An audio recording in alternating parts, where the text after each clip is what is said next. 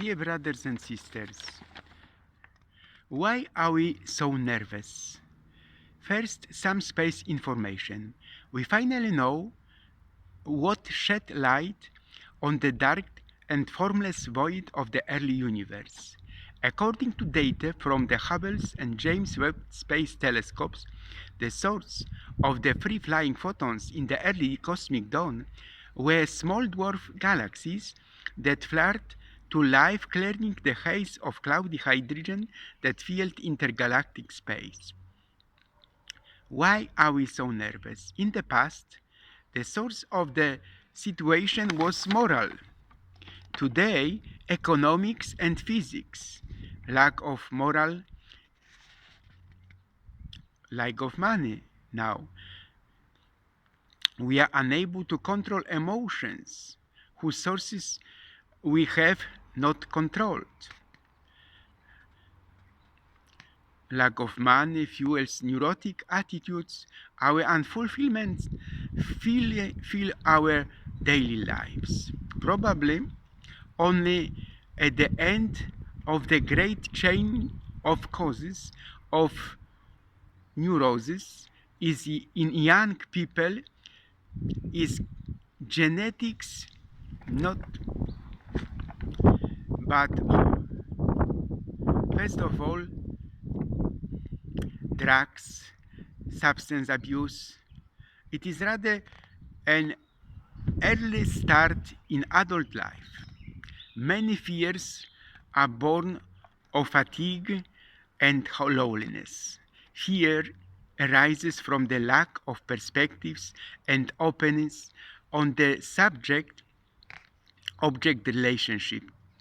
I know everything best. I don't need authority. The latter is not only the superior power, but it can also be an object of everyday use, an object in the background. For example, a watch. I am pressed for time. Well, let's say the wall clock reminds me what to finish this lecture, when to finish this lecture, and so on. My friend is writing to me, I'm ongoing heart surgery now. I am not able to answer for your response, for your demands, and so on. I am dependent on this item. I'm indeed addicted to this subject. If I had more time, I would take my time, explain myself more clearly and fully in a specific situation, and make the best decision of my life. Bad breath or can cause divorce, etc. Nowadays, we are no more neurotic than in the past. You need to maintain contact with the object, with the norms of everyday life. Don't just get this way. The experience gives pleasure, even causes more pleasure, but the external object must also be taken into account. A mother and daughter walk down Fifth Avenue and the 38th Street in New York City. A familiar policeman is standing on the crossroad. The daughter asks her mother, was he ever young? The mother replied, I certainly do. The daughter replied, I didn't see the little policeman. Or another example, a passerby asked me for $31. I give him $1. He is dissatisfied, so I ask him a question. Do you need 31 for bread? He replies, should I go to a restaurant wearing these clothes? And so on.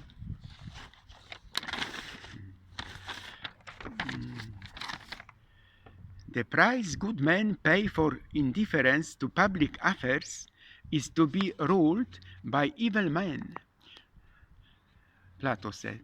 Imagine we are in a cemetery. You see many who preceded us died for the Lord. You thought I acted wrong. I am looking for holidays without caring about people who need help. So finding the meaning of your own existence is important. In my opinion, religion is not a guarantee of a peaceful life. The maximum absence of conflict or other goals belonging to the sphere of mental hygiene.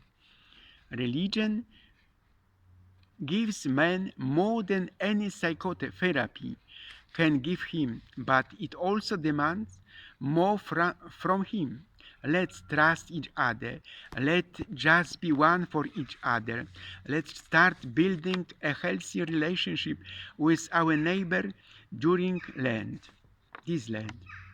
Unconscious religiosity grows from the personal center of each person, and not from some impersonal set of images common to all humanity. So I try to be happy, you too. In this space lies the freedom. There is a space between stimulus and response in our everyday life. In this space lies the freedom and power to choose our response. The essence of being human is to be constantly directed and oriented towards something or someone other than ourselves. Modern man has something to live for, but nothing to live for. He has means, but no sense. Change your opinion about yourselves with a drop of transformation, always starting over. Because I do not do the things that I want, but those that they allow me to do. The second time, I also do something wrong, but I am converted and I start to be good again. Live as if you were living for the second time, and as if you had acted as wrongly the first time as you are about to act now. Love is the highest and noblest goal that person can strive for. I am convicted that we live surrounded by falsehood, lies as a tool of power, and manipulation of consensus, the spread of fake news as a weapon of destabilization. This is the devil, Umberto Eco said. So, my question is logotherapy. It is the conception of therapy of today, a term introduced by Viktor Frankl to describe his method of psychotherapy, which focuses on enabling the patient to learn and accept himself and his meaning as part of a whole, including the real world in which we must function.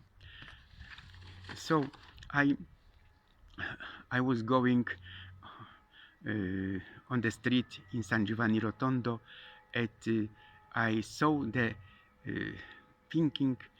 thought by Padre Pio da Pietrelcina,